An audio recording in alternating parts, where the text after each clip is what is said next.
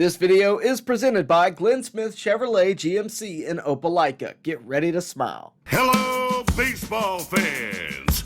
You're watching On Deck with Tyler Redmond.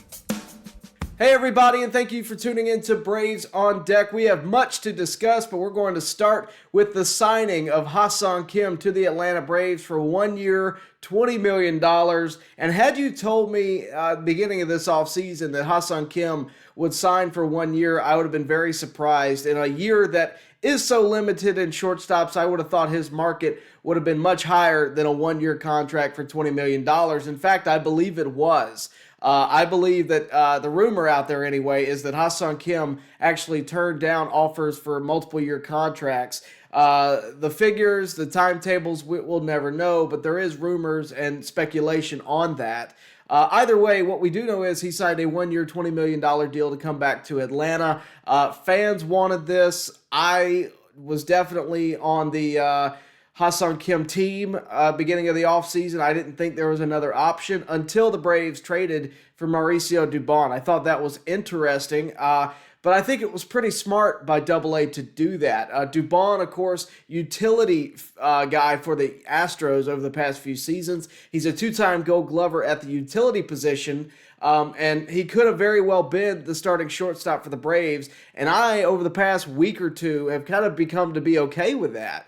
Because it was a creative, under-the-radar move that was to save money, especially if we were going to put that money towards the bullpen or towards a starting pitcher. I was like, okay, that's interesting. It solves the shortstop problem for now. Well, the Braves weren't satisfied with that. They wanted to shore up the lineup, and of course that means they went and got Ha-Seong Kim. And I like this move a lot. I think Kim showed a lot of promise this past year. He's had really good seasons in times past. That said, this is a bet on himself type of contract. This is a Josh Donaldson 2019 level contract where you sign for 1 year and you make it happen. You make that next free agency run worth it by performing throughout this season. You make yourself worth more. Obviously, he wanted to test free agency. He did that, and he still came back to the Braves. That's a rarity. So to get Ha-Seong Kim back, I think it's really cool, especially once again in a year that is so limited in shortstops that are available, whether it be free agency or whether it be through trades. But I actually was in the press conference yesterday, late last night with Alex Anthopoulos. I asked him about that limited shortstop availability and how important it was to get Ha-Seong Kim. Take a look. Alex, in a year like this where there's not a ton of shortstops available, getting a guy like Kim back, just how important was that from the start of the offseason? It was, but look, getting Dubon definitely softened it for us. And I understand they're not the same player, but we really like Dubon. Just the defense we think is great. The reports we had on his shortstop play, watching video of him play shortstop. I was talking to him the other day about just his clock, I think, is outstanding at shortstop. Obviously, he's been a plus defender in a lot of spots, outfield, infield, and so on. But just watching his arm strength and the transfer and everything, and just I felt really good with him defensively at shortstop.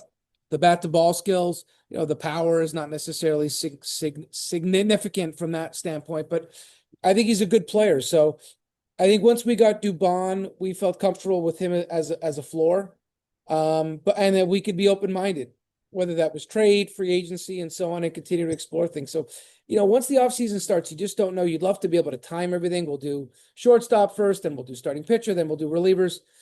Guys go at their own pace. Iglesias was the first move because that market started to move. So we need to make decisions. So what's tricky is, as much as you're trying to balance out dollars and so on, you have to make decisions on timing. When things present themselves, you just have to make a decision and move on. And we did that. So I'm very grateful we're able to get this thing done. I think he makes us much better, much deeper. And I think all these guys Walt will find playing time for him.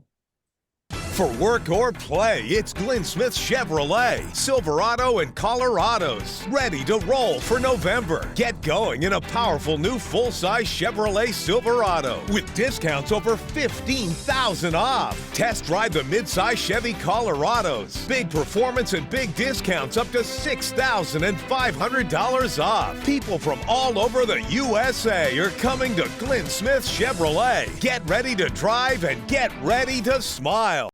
Well, the addition of Ha-Seong Kim is a welcomed one, but it was far from the only addition over the past week or so. Of course, we also had Robert Suarez get added to the Braves bullpen on a big-time contract, 3 years, $45 million. Big contract for the Braves to spend on. Of course, that means that the focus is bullpen, but I don't believe the Braves are done adding. Alex Anthopoulos spoke on the mentality when it comes to building the bullpen this offseason. Take a look. Yeah, that's something that's, always front of mind for me, the depth of the bullpen. Because again, you can look at it as a playoff bullpen. Okay, you need 3-4 guys, and you can basically, with off days in the postseason, but for the course of the season, you need a lot more depth than that, right? There's days where three guys are down, or you're down 2-1 in the game. You want to keep the game close, and you're trying to keep these guys healthy. So playing 17 in a row, 20 in a row, and so on. So that's something we've talked about a lot. I don't know that you're ever truly satisfied with the back end in terms of the numbers and the bodies. I mean, we like the guys we have, but what's tricky for us is we're trying to balance, have as strong a bullpen as we can, but also having starter depth and guys that are out of options like Grant Holmes, like Joey Wentz, like Jose Suarez, like Bryce Elder. We want to carry those guys one way or the other if we can.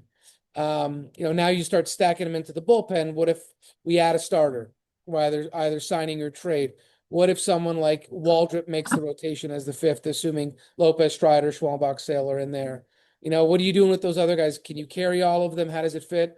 What if Bryce Elder makes that spot or Holmes does? So you're trying to weigh the best roster for 162.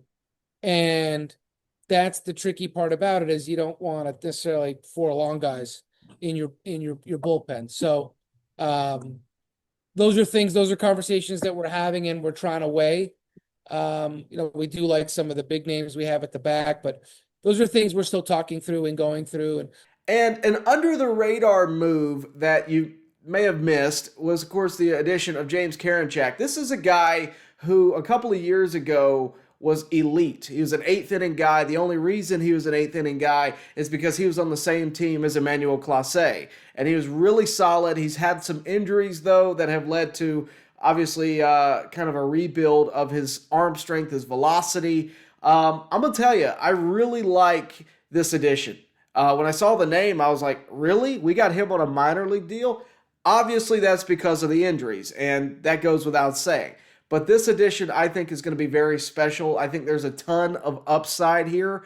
He's been working pretty consistently on rebuilding that velocity, working with all the professionals he can to adjust and correct himself, and he's healthy again. And I think he may not start the year in the pen, but I think before the year is out, we very well may see James Karinchak in the Braves bullpen. Here's what Alex Anthopoulos had to say about James Karinchak. Alex, one signing that kind of went a little under the radar, the James Karinchak signing. If you could just speak to what kind of upside you see there. Obviously, a guy that's battled some injuries over the past few years, but when he was in his prime, really solid. If you could just speak to the development he's had and obviously the upside.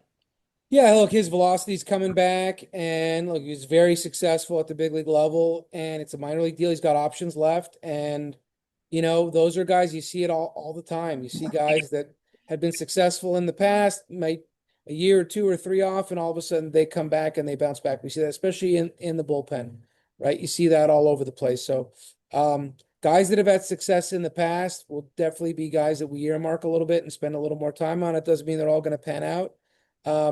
But he's still young, and when the stuff comes back, there's so many examples. You look yearly at guys that emerge and then have been, I'd say out of baseball, but just outside the big league level for a few years and then finally bounce back. So excited to see how he looks when he comes to camp.